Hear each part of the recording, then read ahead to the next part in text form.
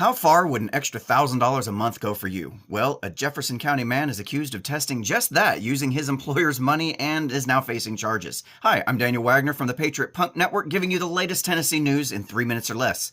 This is our Today in Tennessee segment. Let's begin. In Jefferson County, a former Appalachian Electric Cooperative employee has been indicted after a TBI investigation.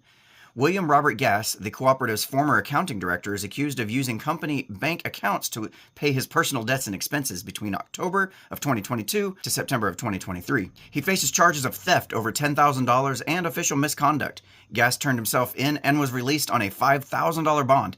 He remains innocent until proven guilty, of course. A wanted Aryan Brotherhood fugitive out of Georgia said he would quote-unquote shoot it out with law enforcement.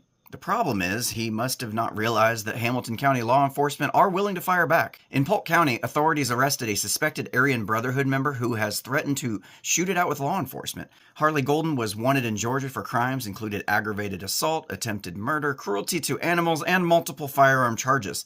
Law enforcement tracked him down to a Turtletown home where Hamilton County SWAT and Polk County deputies took him and his girlfriend into custody without incident. Next, if you plan on driving in, on, or generally around the Wilson County Fair in Lebanon, be prepared to slow down. The Tennessee Highway Patrol has temporarily reduced speed limits on sections of I-40 to relieve fair-related congestion. The eastbound stretch between mile markers 235 and 239 and the westbound between 244 and 239 are now down to 60 miles per hour. Officials advise travelers to slow down and drive safe, whether you're heading to the fair or just passing through.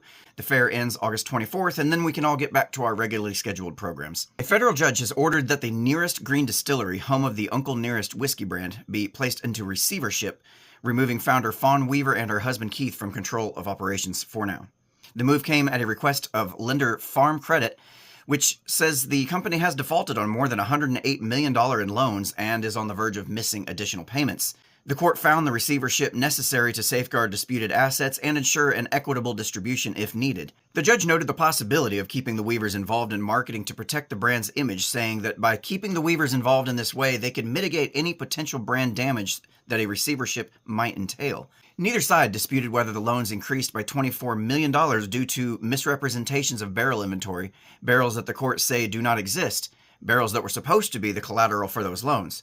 The Weavers have blamed a former CFO, but the judge found that explanation rather unconvincing.